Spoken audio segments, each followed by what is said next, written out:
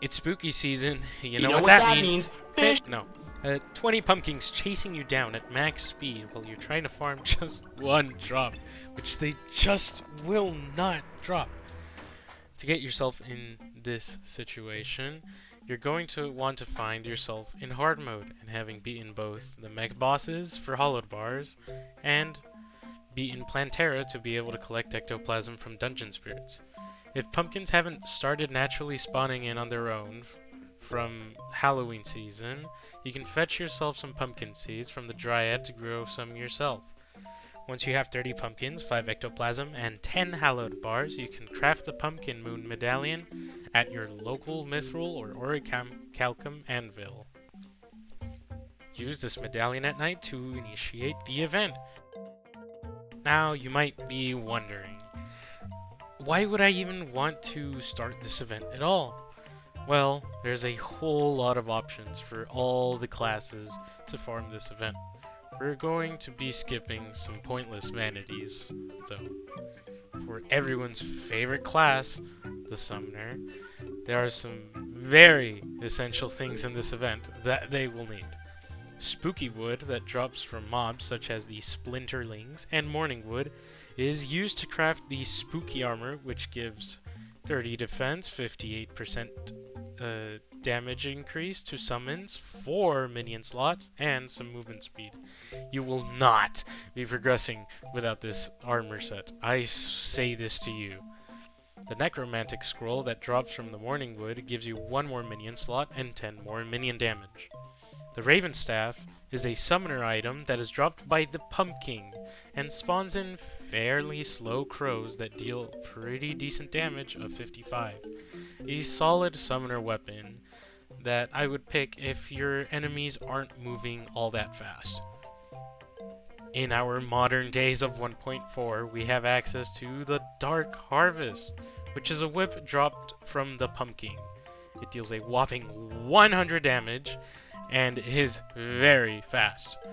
When hitting an enemy with it, it grants the buff of Harvest Time, which increases whip damage. Now, imagine combining all other whip buffs with this bad boy for some crazy damage. For our friendly neighborhood ranger class, there's a little less options, but there still is a fair amount. The Morning wood drops the Stake Launcher, which deals 75 damage at a fast-firing rate. It requires the exclusive ammo of the Stake that deals 25 damage. The Arms Dealer makes this ammo available upon accessing the Stake Launcher, so you won't have to worry about farming all of those Morning wood again. The Pumpkin drops 2 ranged weapons. The first one is the Candy Corn Rifle. This is a rapid-fire weapon that deals 44 damage and also sells its ammo of candy corn later. The other Pumpkin drop is the Jack-o'-lantern Launcher. It's a grenade launcher-like weapon that deals 65 damage and uses the exclusive explosive Jack-o'-lantern ammo. This one is also sold by our friendly neighborhood arms dealer. The Mage class suffers in drops because it only gets 1 exclusive drop, and it's from the Pumpkin himself. The Pumpkin drops the Bat Scepter, which is a mage homing weapon that fires bats at a decent rate and deals around 45 base damage. This is a pretty decent weapon, but you do have better homing weapons though. The Melee class only has 1 drop and is required for the Zenith. That's right, it's the Horseman's Blade. This weapon deals 150 damage and spawns in pumpkin heads to attack your enemies. These additional pumpkin heads have been known to wreak havoc and instantly kill bosses if used the right way. It's a good weapon on its own, and, as mentioned, it is a requirement for the Zenith. That's all of the class exclusive drops. This event has some very important general loot though, and some other less important loot. Those that are worth noting, though, are the Witch's Broom, which is dropped by the Expert Mode Morningwood. The Witch's Broom is a flying mount that moves at a relatively slow but good speed. It's one of my favorite for close distance transportation, or just building in the air.